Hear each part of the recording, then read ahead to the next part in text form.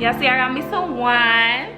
Women being submissive. You have to be vocal for some men, but are you asking for too much or are you not asking for enough? What's up, my magic beauties? It's your girl Missy Magic, and I'm back with another episode of In the Life with Missy Magic. To my new people, hey y'all, I'm Missy Magic. To my returning people, welcome back, y'all. 2:30, baby, won't you meet me by the beam? Too early, baby, later you can show me things. So, welcome back to another Let's Talk About It video. It's been a minute, it's been a while, and I'm so glad to be back and doing this. Okay, so I've been had these kind of topics. I got my notebook back, plenty of topics. I only got one full sheet, but we ain't gonna do the whole sheet. So I got quite a few topics that your girl wants to speak about. So I am really excited. As y'all know, these are my favorite kind of videos. I love these sit down videos where I express my feelings, my thoughts, my perspective on various topics that's going, you know, viral in the world, or not even viral, topics that I feel like I want to speak on that needs to be spoken on. So if y'all have any topics that y'all would like me, Missy Magic, to speak on, please put them down below in the comments. Let me know what y'all want your girl to speak on, because I ain't afraid to voice my opinion, okay? Because who gonna check me? Okay, before we get into the video, make sure you like, comment, and subscribe, and we're gonna talk about it, okay? Y'all see I got me some wine. Yes, because what's a Let's Talk About It without some wine, period. All right, y'all, so the first topic that I have on my list, women being submissive. What do y'all think about women being submissive? You know, I'm all for a woman being submissive, because me, when I got a man, I'm submissive if you're doing the things that you need to do for me to be submissive. Now, I feel like a lot of men want a woman to be submissive to them, but they're not doing anything, you know, for them to submit to. For example, I feel like I have used this example before, but I'm gonna use it again because it's a great example. If you have a man and you have a flat tire and you call your man and tell him about your flat tire, and he does not, and he's free to help you, but he does not make his way to you, why are you submitting to this man?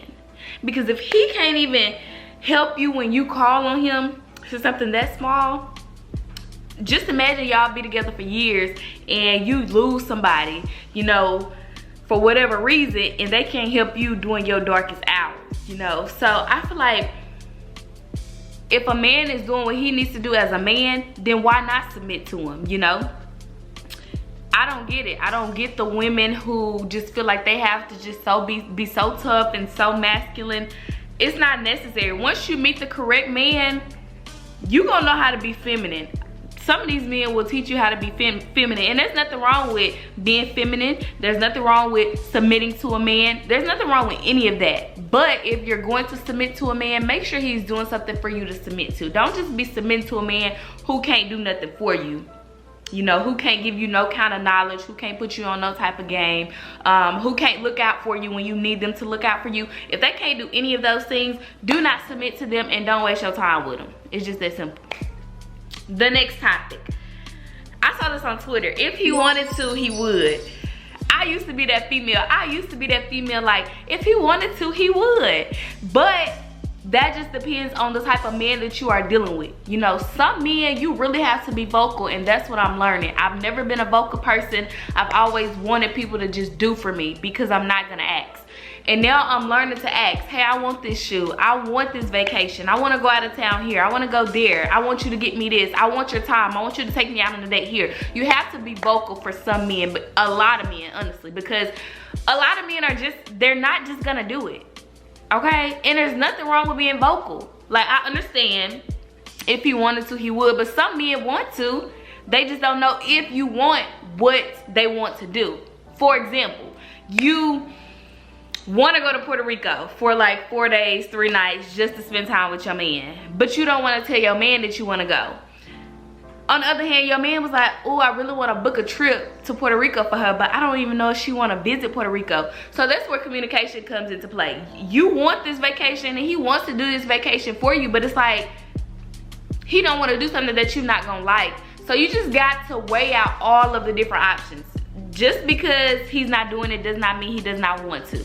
You know, sometimes a man wants to make you so happy that he does not want to mess it up, and he does not even want to do one thing that could jeopardize him losing you or him making you unhappy. So you got to look at it from all different sides, you know. I get if he wanted to, he would, but at the same time, women, start being vocal, because I'm learning that myself. Start being vocal. Tell that man what you want, and then once you start telling him what you want and he's not changing anything, that's when it's an issue. When you're telling him exactly how to love you, exactly how to make you happy, and he don't care, it's like it's going in one ear and out the other, that's when it's time for you to get on, you know. That's when you can say if he wanted to, he would. Because you done already told him what you want. So I used to be that female that'd be like, if he wanted to, he would. But now I'm learning to be vocal. I'm learning to ask men, because a man is not going to be afraid to ask you for anything. If they want a back rub, they gonna ask for it. If they want you to cook for them, they gonna ask for it. So why can't us women be as vocal as these men?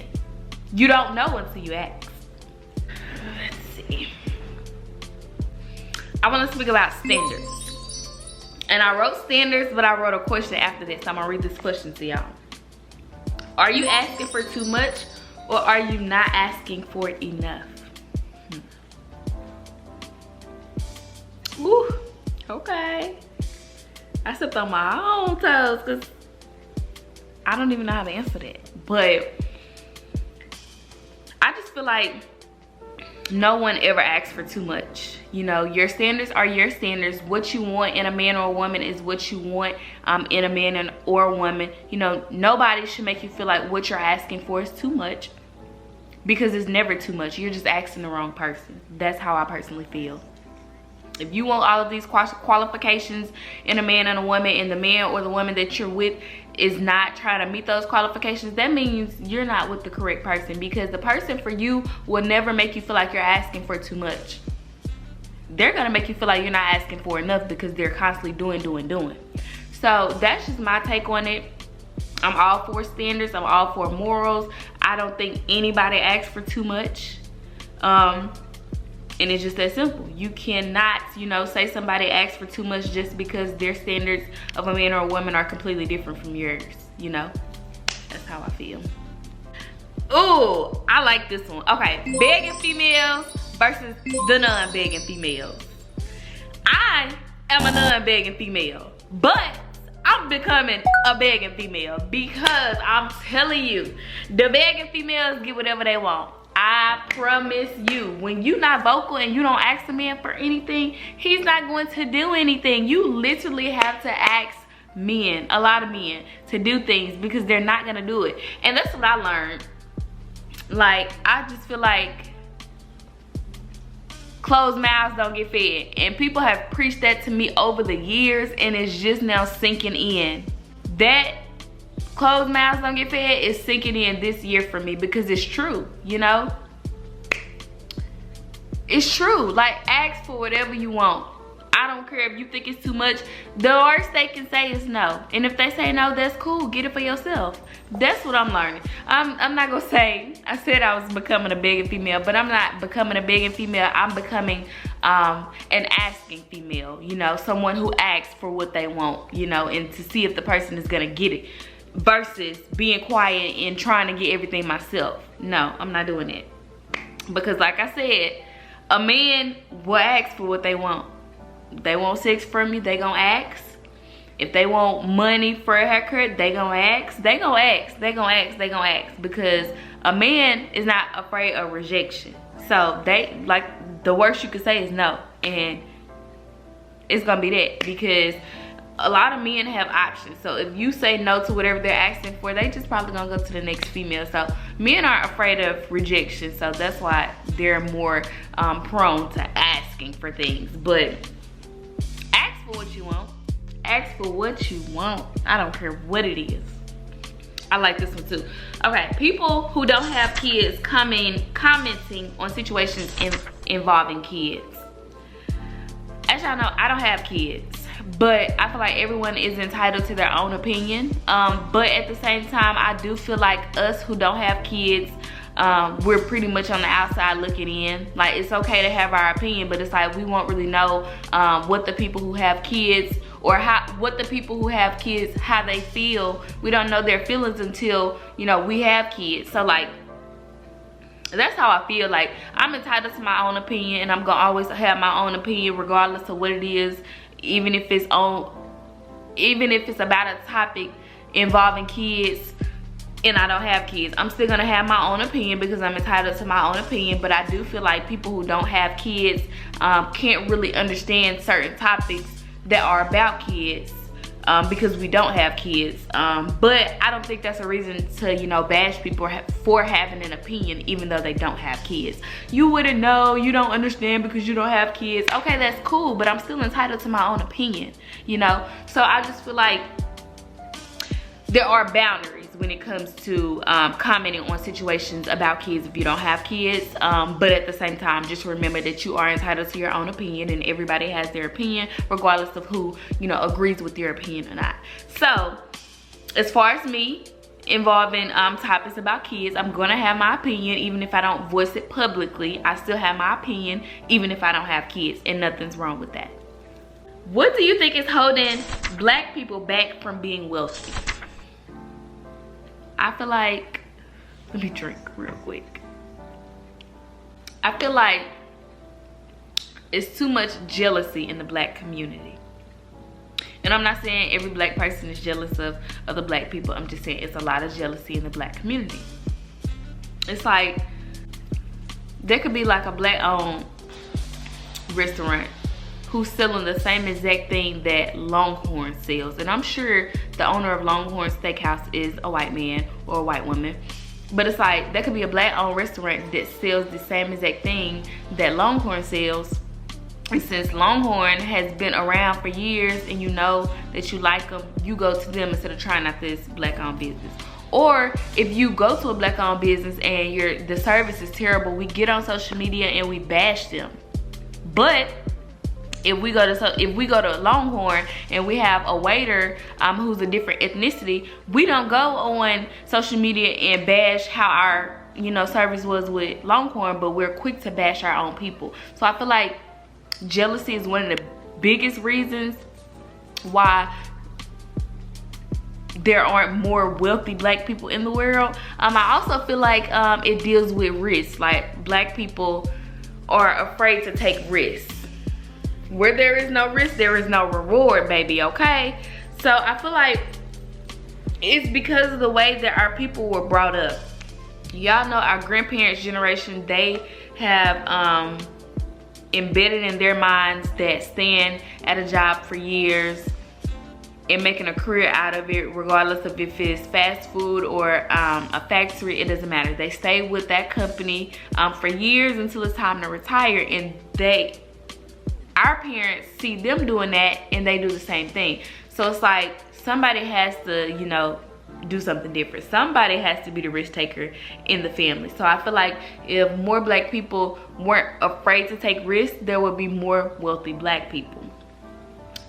And it's not to say that when you take the risk that you're gonna be wealthy.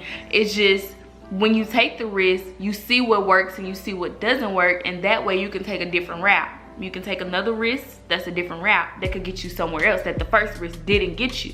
So I think those are a few reasons why there aren't as many Black wealthy individuals in the world. Let's see, I'm gonna do one more because I gotta save some of these topics I wanna talk about with my special guests that I'm bringing on my channel. So I'm gonna do one more and I'm gonna let y'all go.